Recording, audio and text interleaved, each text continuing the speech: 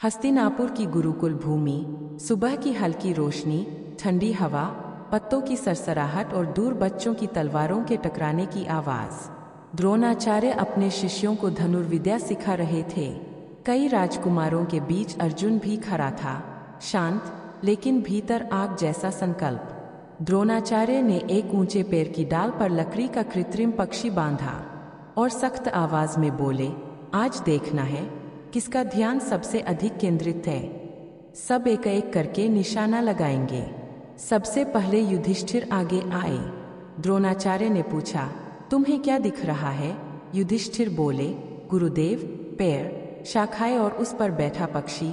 द्रोणाचार्य बोले, पीछे हट जाओ, धनुष नीचे करो। फिर भीम, नकुल, सहदेव और अन्य शिष्य आगे आए। हर कोई पूरा वातावरण बताता रहा, पेड़, पत्ते, हवा, आसमान, डाली। द्रोणाचार्य ने हर बार वही आदेश दिया, पीछे हट जाओ। अब अर्जुन की बारी थी। वह धनुष पर तीर चढ़ाकर खड़ा हुआ, आंखें स्थिर, सांसें शांत, मन केंद्रित। द्रोणाचार्य ने पूछा, अर्जुन, तुम्हें क्या दिखाई दे रहा है? अर्जुन ने बिना हिले कहा, मुझे केवल पक्षी की आंख दिखाई दे रही है और कुछ नहीं। द्रोणाचार्य ने फिर पूछा, पेड़, पत्ते, डाल, आसमान? अर्जुन का उत्तर, गुरुदेव, मुझे इन सब के अस्तित्व का कोई एहसास नहीं।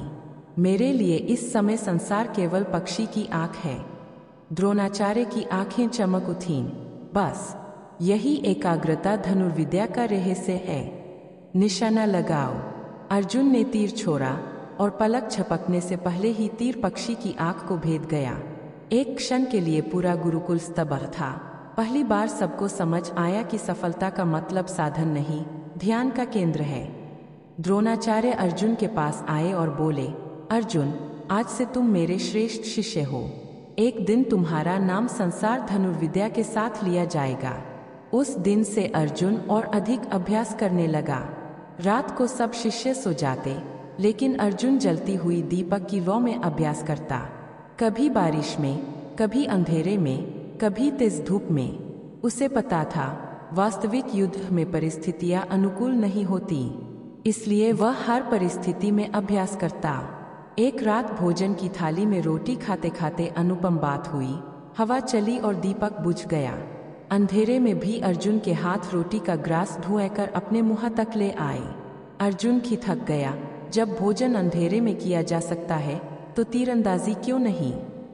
वह तुरंत उठ गया, धनुष उठाया और रात के अंधेरे में निशाने साधने लगा।